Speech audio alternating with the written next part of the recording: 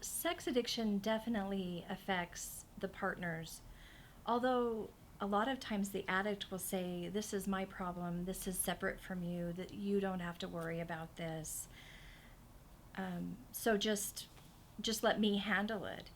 And then spouses feel like, "Well, okay, it's not my deal. I should butt out and not pay attention to this and just get over it."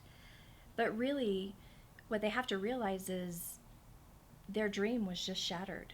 Their dream of what their marriage would be, of what their spouse would be, of how their intimate connection would be, has just changed upon discovery.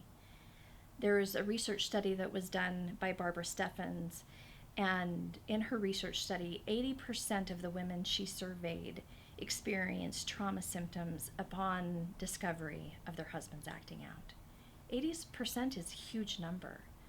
That means they were having flashbacks and stomach distress, physiological distress, somatic symptoms. They were having feelings of hypervigilance where they were looking for the next threat, couldn't sleep, disrupted relationships, mood swings and mood dysregulation. So, all kinds of symptoms that they're having, and they're not recognizing it for what it is.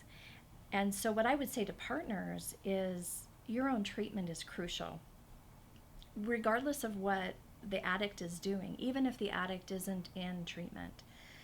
If one of the analogies we use is if you got hit by a car and it wasn't your fault, you would still have to do the physical therapy. You would still have to go to the hospital. You would still have to be in the cast or do whatever the treatment necessary in order to heal.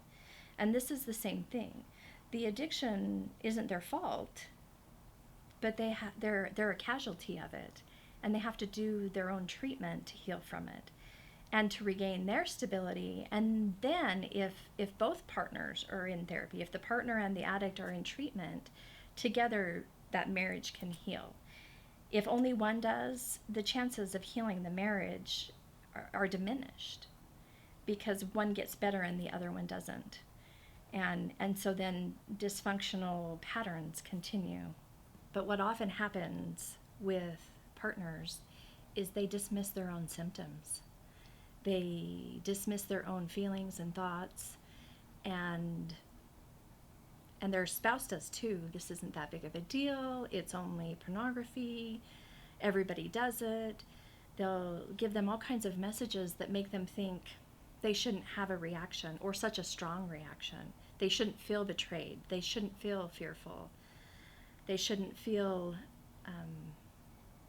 like they can't sleep at nights, or they're sick to their stomach, or all of the different results from that, but they feel it. And so their spouse often invalidates their own reality, and then they don't think they need help. They think everybody's dealing with this is normal, I just have to figure it out.